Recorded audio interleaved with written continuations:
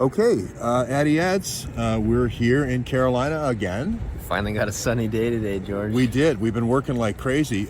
We did a great show last night with McDuff and Hamamoto, Dr. Hamamoto. We talked about this Azov Brigade, and we talked about how they seem to show up everywhere in the United States. During these false flag operations, Charlottesville, all these places where you think it's the white guys from Virginia, but it's actually white guys from Kiev. And we think that these are the same people. Now we have a couple of confirmations that are at the gate, that are at the mall gate on January 6th. And this is really important to the defense of Donald Trump and the impeachment. Enemy at the Gates. Enemy at the Gates was the movie by Jude Law, right? The snipers. We just met a couple of Ukrainian connoisseurs here a minute ago.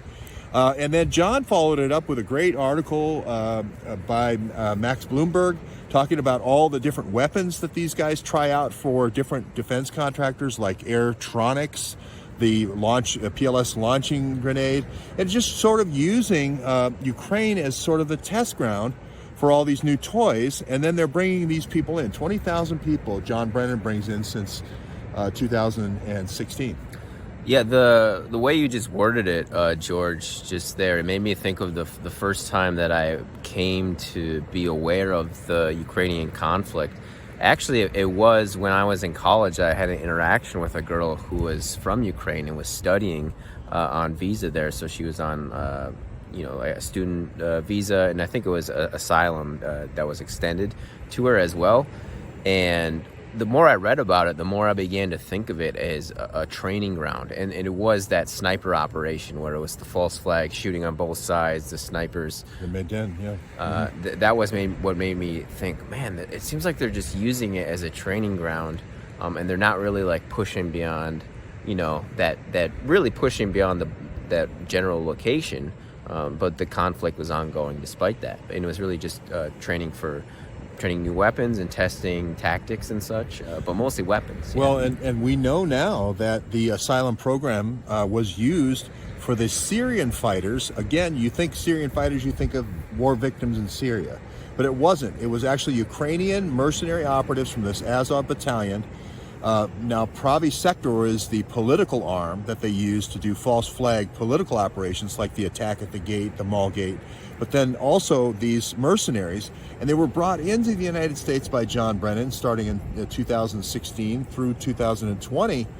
And now these same 20,000 come back to haunt us, in operations to haunt us. And now John Brennan is putting libertarians in the same kind of batch as terrorists of all sort. I don't know if you saw that quote recently. Yeah, and white supremacists, the odd thing is, the Azov Battalion is the most white supremacist group. It goes all the way back to Lebed and Stefan Bandera, when the CIA teamed up with these guys, going to the old people that did all the dirty work for the Nazis, all the, Krakow as far as the death camp and so forth. Those are the same groups, these neo-Nazis, that they just flip the name Antifa, and they think they're going to fool everyone. They're not fooling anybody. At least we're not going to let them fool everybody. We're going to call it out for what it is. These are information operations. These are psych operations. We were there. We saw what happened. You were there, and I was there when they crashed that gate. I didn't hear Ukrainian. I didn't hear Russian. Of course, you're going to have the Ukrainians speak in Russian. To false flag the Russians. Always the Russians are the bad guys, remember, but most Ukrainians speak both. We did hear reports, though, George Eliasson in Kiev talking about hearing people yelling forward. If you know Ukrainian, I guess you would recognize the word. I heard people in English yelling forward.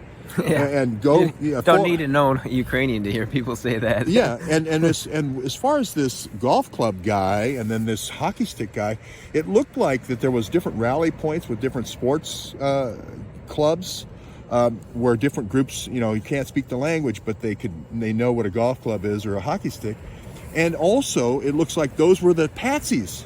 After the operation was done, the police knew who to arrest, the guy with a golf club or the guy with a hockey stick. Those were the Americans who thought that they were doing something, patriotic potentially, of catching right-wing Americans. And in actual fact, they're the ones who end up getting arrested. And as we were talking about last night, I was fortunate enough to join the trio last night along with Andy, working production there, and we were just mentioning that the leader of the Proud Boys is now revealed to be an FBI informant. And immediately Dr. Hamamoto wanted to share something he'd been kind of sitting on as far as expressing an opinion, and that was regarding Gavin McInnes and how he's not even Canadian. American. Yeah. And you hear me kind of rant somewhat infrequently or frequently about all these newscasters not even being American as well. And now we got Gavin McInnes. And they're allowed to lie, basically, without it having to go through the Gang of Eight in the Congress. That's our only check against information operations against the people of the United States through the fake media. And here you got a guy who's Terrio, half Cuban, half black, okay? FBI informant since 2012. And hey, guess what? Oh, because he's from Puerto Rico, I guess, we can use him for information operations. And then we don't have to tell anybody that he's the head of the Proud Boys. And we have the Proud Boys there. We have the mainstream media saying the Proud Boys did it. And people don't drill down and find out where these people are from. Yeah, I think Professor was right. I mean, they kind of just pinned it on a minority and kind of snuck off into the shadows, so to speak. And we're finding a lot about how the FBI has had informants since then. They're kind of going and saying hello to people around the country. Brandon Straka, as we mentioned as well, got arrested. I think he was fortunately released yesterday, the day before. But we're trying to package not just this current stuff, but particular the Ukraine connection into a show that George is going to be kind of leading and featuring. Do you want to talk about that, George? A little bit, sure. I mean, it's going to be Azov at the Gates. Azov at the Gates. You mentioned Enemy at the Gates. It's Azov at the Gates is going to be the story of this January 6th thing. Why is this important that we do this now? Because the President of the United States is going to be impeached in absentia, already has been, and potentially never to allow him to run again. He can't get the respect of having a school named after him or an airport or anything like that.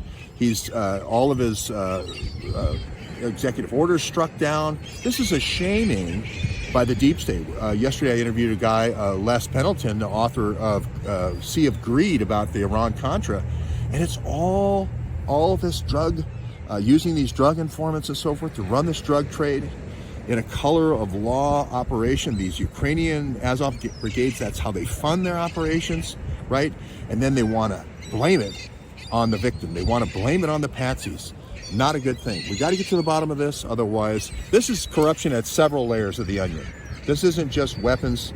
This isn't just drugs. This is a layer cake. It is. It is the secret. These are operatives in all 50 states. Remember, the one branch of the government that maybe is the one branch that is allowed to have reserves in all 50 states. I think the National Clandestine Service with the Navy is the one that's deputizing all these Azov Brigade guys. Remember, they go up to Fort Drum, Pence does, and deputizes a whole bunch of people. They come to Washington and deputize another 2,000 DOJ U.S. Marshals, which is above an FBI officer. This is a clandestine army. This is a sort of an SS. Yeah, I mentioned that to you, George. I remember it was it was actually last week, I think, where I was in the morning and I was just reading about the marshals, these marshals getting christened, so to speak.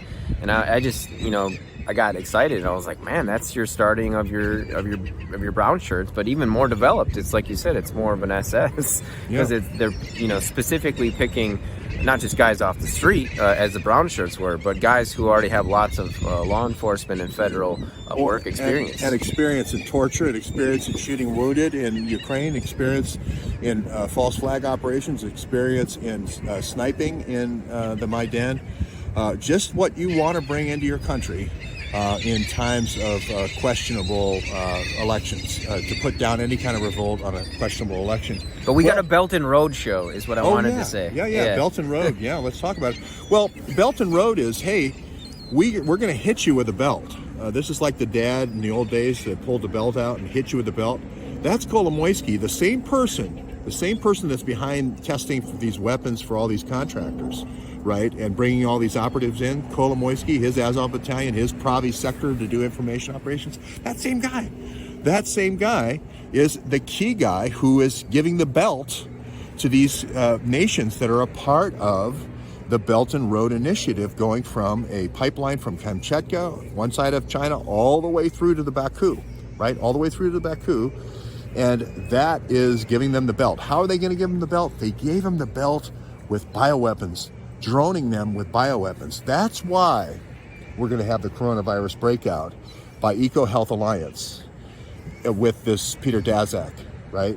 That's why the breakout was 1,000 miles. The initial breakout was 1,000 miles east of Wuhan. That's why Wuhan Virology Lab probably got Saddam Hussein's old bioweapons, probably got Gaddafi after they moved him to Gaddafi, got his old bioweapons, probably got some of the bioweapons that our famous Imran Awan and our good friend Rahm Emanuel and that biolab. Remember, there's 5 programs between China and Pakistan, terabytes of information going there. We don't know.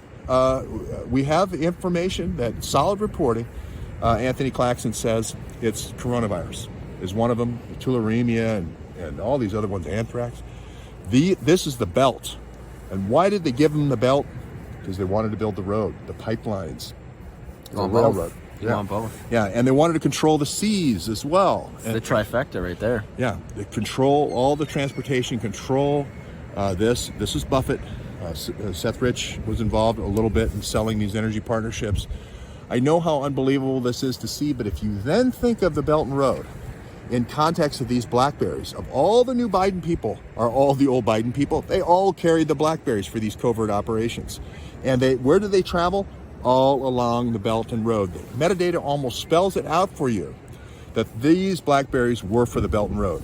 I had a guy drop one in my lap from the Sergeant of Arms where these guys went in to get the server on January 6th and have him tell me it was for a Chinese-Russian energy deal. I didn't know it was Belt and Road at that time. I think it's going to be the Belt and Road. I do think this is the key.